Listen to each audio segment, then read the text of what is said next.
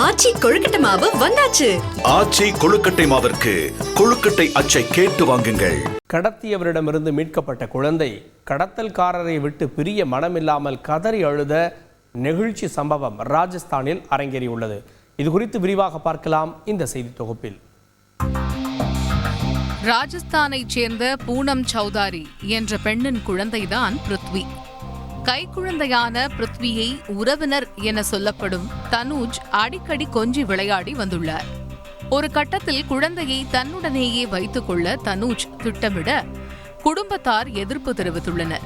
ஆனால் தனது கூட்டாளிகளுடன் சேர்ந்து 1 வயதே ஆன பிருத்வியை 14 மாதங்களுக்கு முன்னர் கடத்தி சென்றுள்ளார் தனுஜ்.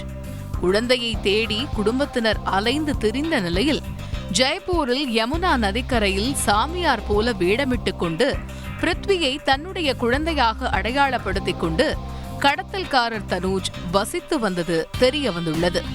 தகவலின் அடிப்படையில் அங்கு சென்ற போலீசார் தனுஜ் மற்றும் குழந்தை பிருத்வியை கண்டறிந்தனர். அப்போது கடத்தல்காரரான தனுஜை பிரிய மனமில்லாமல் கட்டி தழுவி கதறி அழுதது அந்த பிஞ்சு குழந்தை.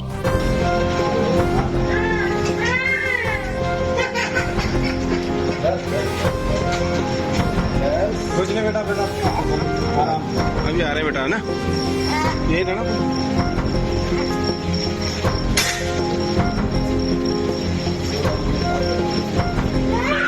देखना है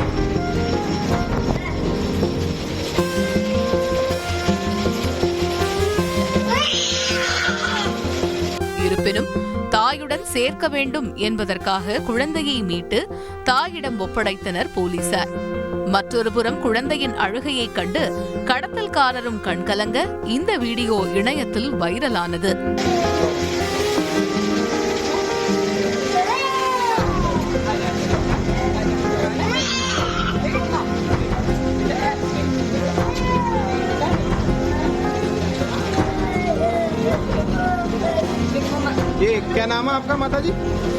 இந்த உணர்ச்சி பூர்வமான சம்பவத்திற்கு பின் குழந்தையை கடத்திய தனுஜை போலீசார் கைது செய்த நிலையில் இந்த பாச போராட்டத்தை நெகிழ்ந்து ரசித்து வருகின்றனர் இணையவாசிகள்.